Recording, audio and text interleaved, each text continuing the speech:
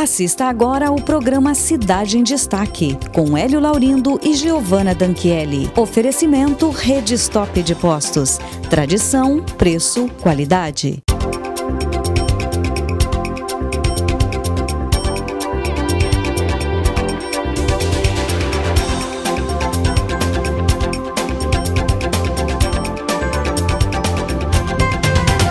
Olá, tudo bem com você em casa? Muito obrigada pela sua audiência. Cidade em Destaque de hoje vai tratar de economia, um assunto importante que você aí de casa precisa estar por dentro e precisa saber um pouco mais também para conseguir entender o que acontece nesse mundo tão diferente, às vezes tão distante, mas muito presente dentro da nossa casa, nos nossos afazeres, em tudo que envolve o nosso dia a dia. Para falar sobre isso, está aqui comigo nos estúdios da Stop TV o economista Rui Ferro São Pedro. Bom, Rui, eu agradeço muito a sua participação aqui no programa.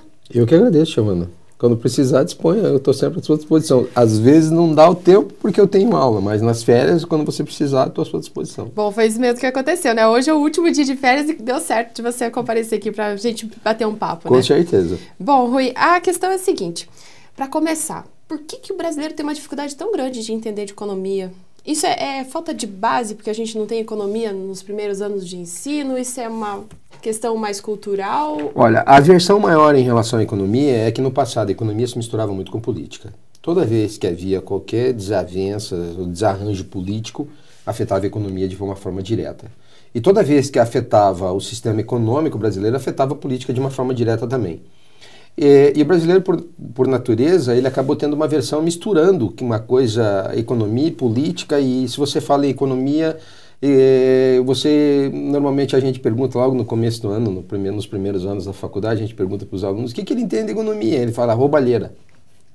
Aliando a política com certeza. Tudo junto. Né? Com o passar dos anos e com um novo plano econômico brasileiro, que foi a partir de 94 para cá, com o Plano Real, houve uma separação bem distinta. Uma coisa política Exato. E uma coisa econômica.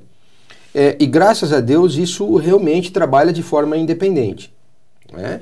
A política caminha de uma forma independente, a economia trabalha de uma forma independente. Graças a Deus isso tem mudado e as pessoas ainda carecem de informações econômicas. Né? Eu costumo dizer que nos dias de hoje há uma necessidade muito grande de informação econômica, principalmente nos anos de base. No ensino fundamental, no ensino médio, como gerir o dinheiro, como fazer compras. Não é ensinar ninguém a fazer compras. Mas é a educação financeira que falta. Exatamente. Porque as pessoas, você vai hoje, se você quer ver hoje bem o costume do brasileiro, você vai no supermercado justamente na época de pagamento e você vai perceber que a classe de baixa renda são as pessoas que compram produtos de nome, marca. Né? Principalmente na área alimentícia, higiene e limpeza. E se você analisar isso, e você vai perceber que a de média renda e renda alta, eles compram, sem abrir mão da qualidade do produto, eles compram o produto com preços menores. E você hoje, é difícil falar em qualidade de produto hoje, porque todos os produtos têm qualidade. Então você vê essa diferença nos dias de hoje. O que falta é um nível de informação maior, uma divulgação maior em relação à economia. Eu vejo isso pelos alunos que estão quando entram na faculdade. Você foi minha aluna, você sabe que o aluno do primeiro ano, ele entra no oba-oba na faculdade, aí ele acha que economia, principalmente dentro do jornalismo, direito e alguns outros cursos mais... Acha que nem vai importar depois, né? Eles acham que aquela matéria está ali para encher um quadro. E na realidade não é. Na realidade não é. A economia nos dias de hoje, eu costumo dizer que nós hoje comemos, bebemos, respiramos e dormimos economia 24 horas por dia. O mundo hoje funciona em cima disso. As atividades econômicas, financeiras, as atividades de trabalho dos indivíduos, as atividades consumidoras dos indivíduos estão diretamente ligadas à área econômica. Quer ele queira, quer ele não queira admitir isso, mas é o que a gente vivencia nos dias de hoje. Porque assim, é a mesma coisa que a política, mas eles dois se desatrelaram, porque política e economia estão o tempo inteiro na nossa vida. Com certeza. Aí, agora, você tocou na questão da educação financeira. É muito complicado, porque agora com essas... Não agora, mas desde que o crédito ficou fácil, a gente pode observar claramente essa falta de consciência. porque os níveis da inadimplência são gigantescos, né? Olha, Isso influencia diretamente, ou não é só não isso? influencia com certeza. Na realidade é o seguinte, esse só R$24 em suaves parcelas, isso acaba acarretando num volume de várias parcelas, de vários produtos consumidos. Não há no mercado de hoje uma informação maior, principalmente a uma população menos esclarecida de economia. O que eles visualizam cabe no orçamento, vamos comprar. Exato. E você tem que perceber, às vezes, o quanto você paga e o montante que você vai pagar em cima disso. E qual é o juro contratado disso. Então essas informações, às vezes, é carente de informação. Eu sempre digo que os canais de televisão independentes, se é aberto ou fechado, deveriam ter um programa específico, esclarecedor a todo nível de população, nessa área específica. Porque é uma área de utilidade pública. Porque sempre se parte do pressuposto que todo mundo entende o básico de economia. Exatamente. E daí se divulga tudo. É que na realidade é o seguinte, muita gente entende que economia é só guardar dinheiro. A poupança. Isso. Muita gente entende que economia é só isso. Tanto que se fala, eu vou fazer uma economia. Isso, guardar dinheiro na poupança. E na realidade não é bem isso, não é só isso. Né?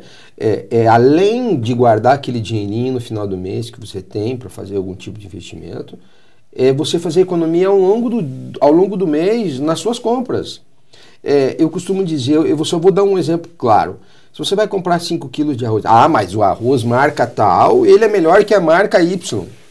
Eu não discordo nisso. Eu discordo, eu digo o seguinte, o que você não pode fazer eu vou fazer economia da seguinte forma, eu consumo 5 quilos de arroz por mês, eu vou comprar só 3, isso não é economia. Não, isso é reduzir o consumo. O que você tem que fazer é mudar de marca, que seja compatível à sua necessidade, a quantidade de arroz tem que ser a mesma, e comprar a marca de produto com o menor preço possível. Sem abrir mão da sua qualidade. Exatamente. Ponto. Porque é possível. A gente tem a concorrência, tem uma concorrência interessante hoje em dia, né? Não tem um monopólio. Não. Não existe isso para você dizer, não, eu sou obrigado. Nós temos alguns monopólios no mercado. Quando a gente fala, que eles são maquiados. A luz é uma, a água é outra. Mas são maquiados em alguns casos. Com certeza. Alguns casos, fala de mercado, falando realmente do consumo do dia a dia, de produtos de limpeza, higiene, existem. Mas não são monopólios. Hoje nós não temos mais monopólios. Nós podíamos dizer que tínhamos um monopólio de produtos de higiene e limpeza, mas hoje nós não temos mais. Nós temos hoje uma concorrência muito acirrada por uma questão de liderança de mercado, produtos acessíveis à população, com vários níveis de preços, produtos com qualidade. Pensando em cada classe. Com certeza. Claro que a dona de casa, o consumidor em geral, ele tem uma opção, uma preferência por um produto marca X, Y, Z, mas ele tem que observar preços que caibam dentro do seu orçamento. E é esse tipo de educação que falta principalmente na educação básica. Porque se tem hoje como consumo básico, marca, tudo é marca. Né? Por que consumir, não, se não for de produto da marca tal, para mim não me interessa. Começa além da área alimentícia, a área de vestuário, a área calçadista, a marcas de carro, né? A linha automobilística. Então, quer dizer, tudo hoje envolve uma determinada marca.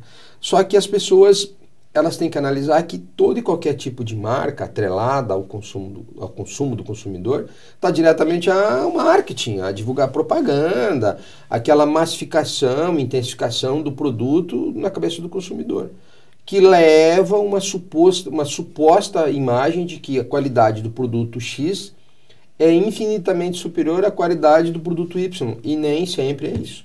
É uma questão muito interessante que é preciso que o consumidor avalie também, né? Muito marketing nem sempre quer dizer que é muito melhor. Com certeza. Existem algumas marcas que são tradicionais no mercado. São pioneiras, começou lá na economia brasileira, lá embaixo com a economia brasileira, né? E hoje você percebe que essa marca, ela continua sendo líder de mercado, só que aquela participação gigantesca que ela tinha de mercado, tipo 80%, 90% do mercado, ela tem hoje seus 40%. Quer dizer, isso se diluiu ao longo do ano e a percepção do consumidor vem mudando. A percepção do consumidor brasileiro vai mudar mais ainda conforme o seu grau de instrução. Vai aumentando o grau de instrução, vai aumentando o grau de exigência do consumidor. E ele vai percebendo que produto X e produto Y, a qualidade é a mesma, e ele vai começar a analisar aquilo que cabe no orçamento dele. E isso faz toda a diferença no final do mês, porque vai sobrar dinheiro para o lazer, vai sobrar dinheiro para viagem, com certeza. De coisa, né? E vai aumentar o poder de compra, o poder de barganha dele, né? O consumidor, na realidade, ele não sabe qual é a sua força, na realidade, da economia. O consumidor, em geral, ele tem uma força gigantesca. Se ele abre mão de comprar um determinado produto, aquele produto sobra no mercado. E se aquele produto sobra no mercado, consequentemente, o preço dele vai cair. E se cai, ele vai ter um poder de barganha maior, ele vai comprar quantidades maiores do produto. Então, quer dizer, o consumidor só vai descobrir isso ao longo do tempo, né? Eu sempre digo que as atividades profissionais, no passado, o profissional ele fazia tudo. No presente, o profissional tem que fazer, ele é especialista da sua área, ele tem que fazer aquilo. E ele tem que deixar as outras áreas da qual ele agia também para os seus respectivos profissionais. É a mesma coisa o consumidor. Ele hoje, ele é um especialista do consumo e ele tem que se especializar cada vez mais e melhor em cima disso, buscando produtos que atendam às suas necessidades com o menor preço possível. Para isso, ele só tem que fazer uma coisa. Só uma coisa. Que é? Gastar sola de sapato. Vai ter que pesquisar bastante. Só isso. É a lei da procura e da oferta que sempre nos... você lembrou disso ainda? Eu lembro, com certeza. Eu lembro de muitas aulas. Que bom. Bom, a gente vai para um breve intervalo. Eu convido você que está em casa a continuar conosco aqui no Cidade em Destaque.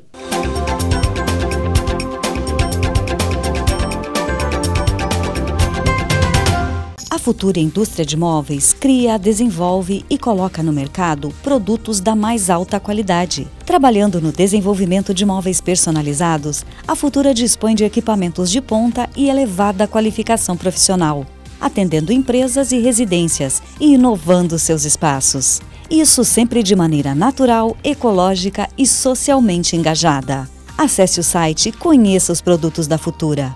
Futura Indústria de Móveis, aliando preço e excelência em qualidade.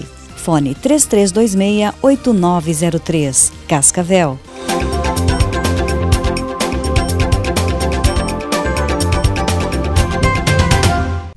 O Cidade em Destaque está de volta e hoje conosco aqui nos estúdios da Stop TV está o economista e professor Rui Ferro São Pedro. Rui, a gente terminou falando sobre essa questão da necessidade do consumidor buscar saber onde está mais barato o preço, pesquisar realmente para utilizar do poder que ele tem de barganha, como você mesmo utiliza. Mas agora, quando a gente fala de índices de economia, fica um pouco complicado para o cidadão que está lá em casa, que não mexe com essa questão. Ele escuta na notícia que o índice de preços médio ao consumidor, o IPCA, o IPC não sei o quê, é muito dado que é divulgado, até a questão dos aluguéis, que é medida em cima de índices também, é muito número para absorver de uma forma mais clara.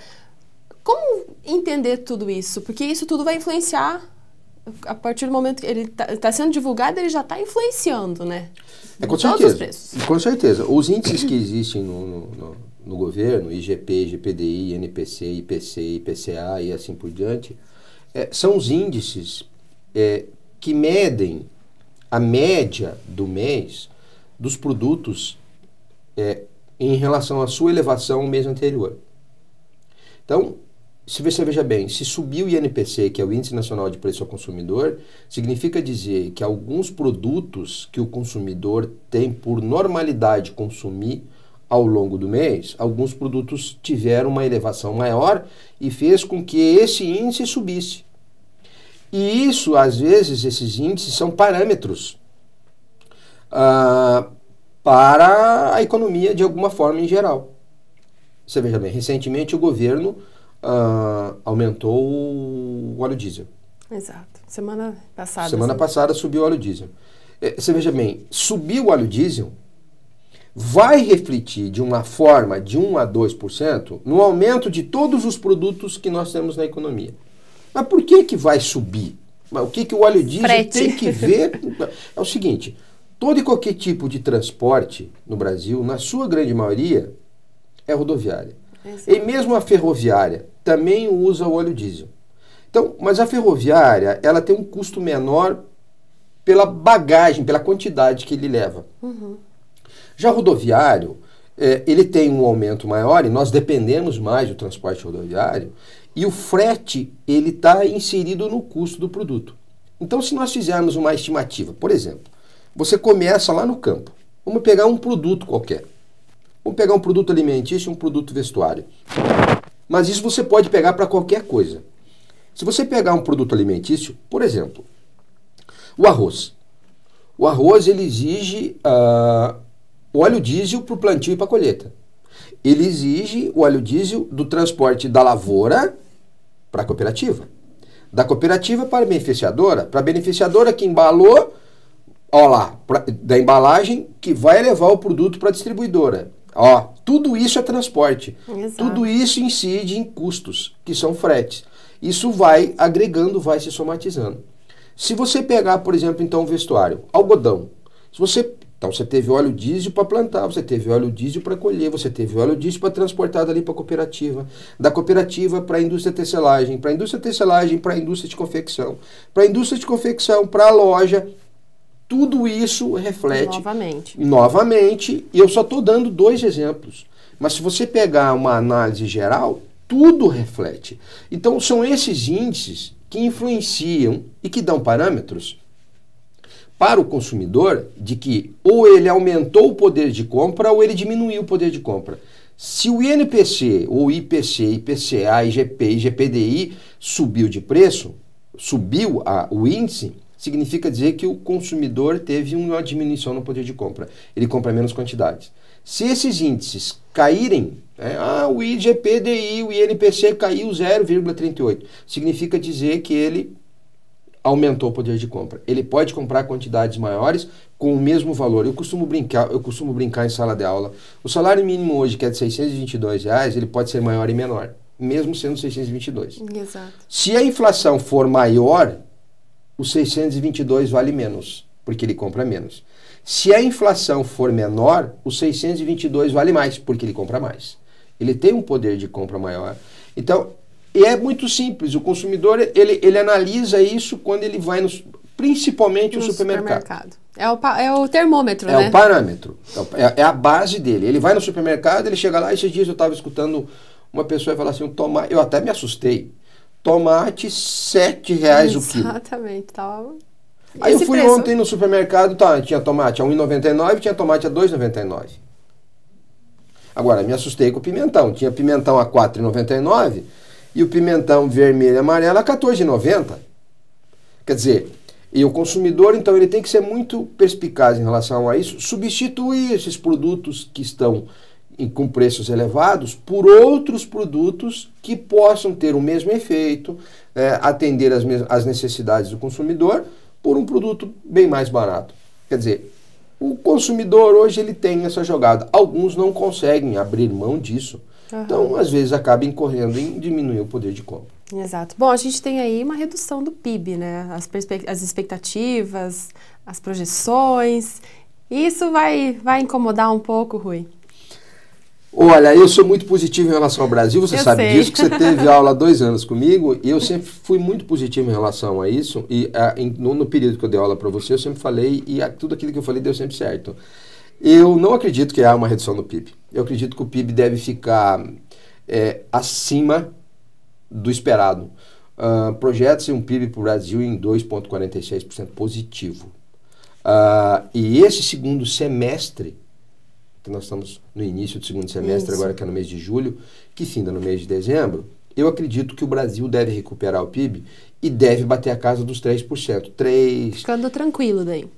Não é que é tranquilo. Mas dentro das expectativas. Dentro das expectativas. Eu acredito que deve até superar um pouquinho mais além das expectativas. Havia uma projeção que o primeiro semestre de 2012 seria primeiro semestre fechado, né? Meio de recessão, uma coisa meio apertada. E o segundo semestre mais tranquilo, embora com a crise europeia, embora com a crise americana e tal. Mas eu acredito que a economia brasileira no segundo semestre deve dar uma alavancada bastante positiva e bastante progressiva. Acredito aí que vai ter surpresas para o governo em relação ao PIB e que deve superar os índices que o governo deve estar mais ou menos se planejando para isso.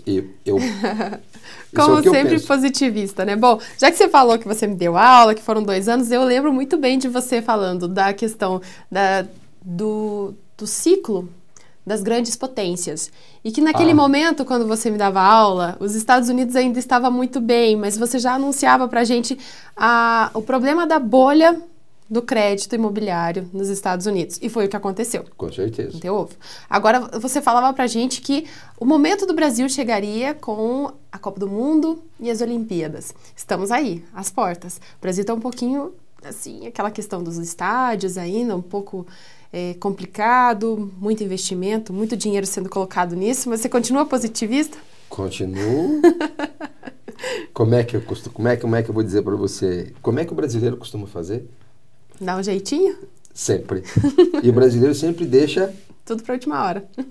Com certeza. E está aí provado mais do que nunca que o brasileiro deixa tudo para a última hora, que ele está fazendo isso a toque de caixa, ele tem que deixar os estádios prontos até metade do ano que vem, porque o ano que vem, em 2013, nós teremos as Copas das Confederações, em 2014, a Copa do Mundo. E em 2016, as Olimpíadas. Muitas pessoas perguntam para mim, eu tenho dado algumas entrevistas a esse respeito, em relação à Copa do Mundo e as Olimpíadas, eu sempre fui muito, desde que isso foi anunciado, alguns sempre foram muito negativistas e eu ainda continuo sendo positivista, até que me provem ao contrário. Eu digo que é a vez do Brasil receber a quantidade de investimentos que está sendo feito no Brasil por ser a Copa do Mundo e por ser as Olimpíadas. E por ser a 6ª economia do mundo e por estar exatamente no mercado mundial, né? Em todos os sentidos, com produto valor agregado, mesmo que seja de forma acanhada. Com todas as nossas dificuldades que nós temos um problema sério de infraestrutura. A falta de investimento do governo nessa área é um problema seríssimo, um problema de base educacional, um problema de saúde, um problema de segurança, mas mesmo com todas essas dificuldades, o Brasil tem se mostrado positivo em relação a superar tudo isso, e tudo ao seu tempo. Mesmo que seja toque de caixa e mesmo que seja daquele jeitinho brasileiro de último recurso, de últimas situações, que tem resolvido os nossos problemas, né? E tem mostrado ao mercado mundial de que nós somos capazes. Mesmo o mercado mundial procurando sempre atravessar a economia brasileira, criando posições negativas para a economia brasileira e se mostrando bastante avesso a algumas situações que nós enfrentamos. E dando uma certa posição de inferioridade ao Brasil no mercado mundial, e o Brasil tem superado isso de alguma forma. Eu acredito que a Copa de 2014 e as Olimpíadas de 2016 é de extrema importância para a economia brasileira e de relevância assim incondicional, que vai projetar mais ainda a economia brasileira e o Brasil no cenário mundial. E vem mostrar para o mercado mundial que nós somos um país em franco desenvolvimento, com volume de expansão gigantesca e com áreas ainda a serem abertas e serem desenvolvidas na sua plenitude. Haja visto que nós somos um país hoje de 200 milhões de habitantes, 5º maior país de extensão territorial, 6ª ou 7ª economia mundial, e nós somos aí o 8º, 9º, 10º produtor de petróleo do mundo. Eu já falava isso lá na época que eu dava aula, e continuo afirmando que o Brasil vai ser o maior produtor de petróleo do mundo. Isso vai levar tempo, não é agora, né? É a hora que o pré-sal estiver bombando e outras reservas petrolíferas estiverem bombando. Então, tem todo um caminho a ser percorrido. Mas antes disso, nós precisamos desenvolver e melhorar a infraestrutura. Nós temos um problema sério. O governo tem que fazer 5 coisas. que realmente isso não tem como escapar. Reforma tributária, reforma trabalhista, reforma política, reforma previdenciária e reforma administrativa. A reforma tributária baixando os impostos. Que isso, com a nova política que vem vindo, e cada ano o eleitor vem se utilizando da sua capacidade de informação, já não é mais uma dentadura que compra o voto, não é mais a cesta básica, e sim aquilo que ele percebe, então isso vai mudar.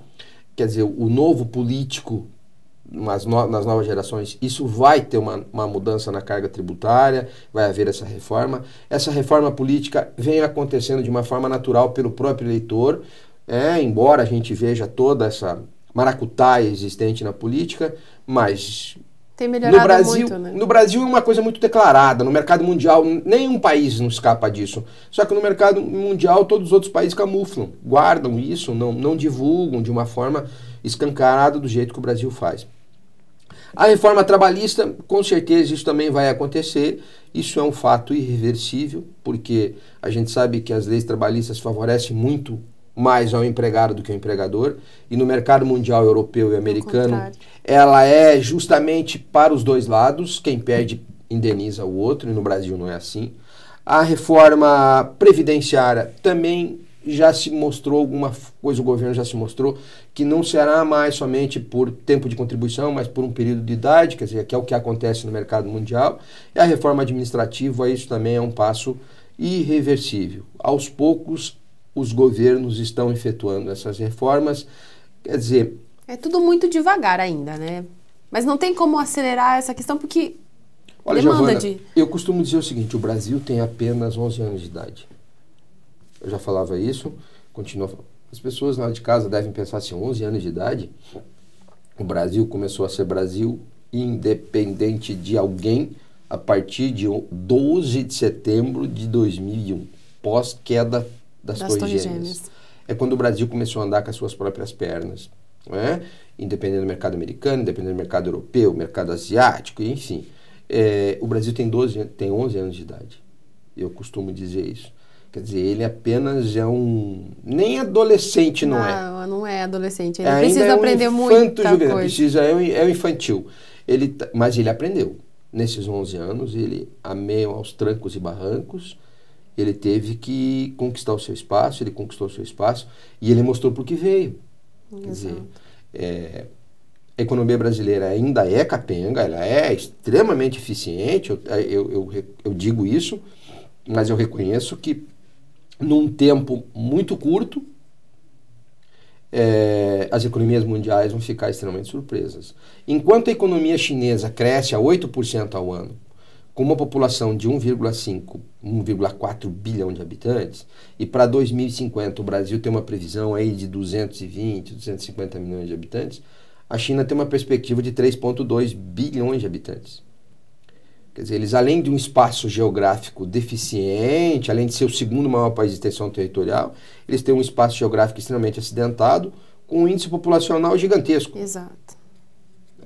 E o Brasil, 1/5 da população mundial está na China. Se você partir para pensar nisso, 1/5 da população mundial está na China.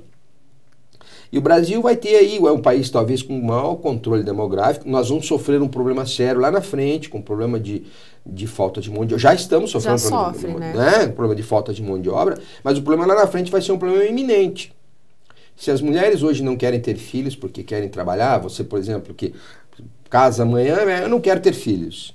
Lá na frente, você tem filhos, 1 filho, 2 filhos. O governo lá na frente vai incentivar a ter filhos, porque precisa dessa mão de obra renovadora.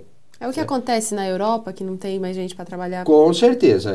Na Europa aconteceu isso, uma população de velhos, uma média de idade de 50, 60 anos, eles estão com projetos de prolongar a aposentadoria de 75 para 75, 80, já existe um outro projeto de 80, 85, quer dizer, o cara está de bengala tendo que trabalhar para se aposentar. No Brasil é 60, 65, mas já existe um projeto para 65. Já se fala, né, de aumentar isso. 65, 70 anos. Até porque a longevidade do brasileiro aumentou de 55 para 82, o europeu de 82 para 99, 95 anos, e já se tem uma expectativa acima dos 100 anos. Quer dizer, isso é uma qualidade de vida melhor e maior, isso faz com que nós tenhamos outra visão, uma outra realidade. Quer dizer, o mercado mundial está numa evolução gigantesca, e o Brasil está acompanhando essa evolução, de alguma forma. Mesmo que seja aos trancos e barrancos. Mas tem levado, né? Mas assim, a gente fala, nossa, o Brasil é a 6ª economia do mundo, mas porém ela tem uma miséria, então tem pessoas muito pobres. Isso não está atrelado, né? Mas isso acaba sendo colocado nas discussões. É o 6º país, mas né, na economia, a 6ª economia, mas está lá, com um monte de gente passando fome. Com certeza. Eu te digo o seguinte, no passado a gente dizia assim, o rico cada vez mais rico e o pobre cada vez mais pobre. No presente eu digo, o rico continua rico, o pobre menos pobre. Mudou. Isso é bom, né? Com certeza. Mas essa possibilidade, essa ascensão da classe C, essas possibilidades todas como que eu posso dizer? De melhorias. De poder aquisitivo. O poder aquisitivo, ele influencia diretamente nessa melhoria, as bolsas distribuídas, né? Essas ajudas. O assistencialismo do governo com as bolsas, claro que influenciou, e influenciou de uma forma positiva. Claro que isso sai do bolso do trabalhador de alguma forma. Alguém está pagando essa conta. Com certeza. Só que isso fez com que a economia brasileira tivesse uma força muito maior. Né? De um lado, por um certo lado, isso é extremamente positivo. Né? O governo tem essa obrigação.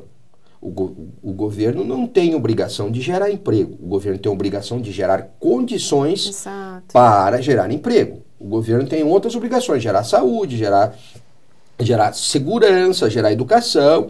Ele tem essa obrigação, né? Principalmente educação básica. E como ele não tem podido para gerar, por exemplo, gerar educação no nível superior, então ele está abrindo para o setor privado. E o setor privado está dando conta disso de alguma forma.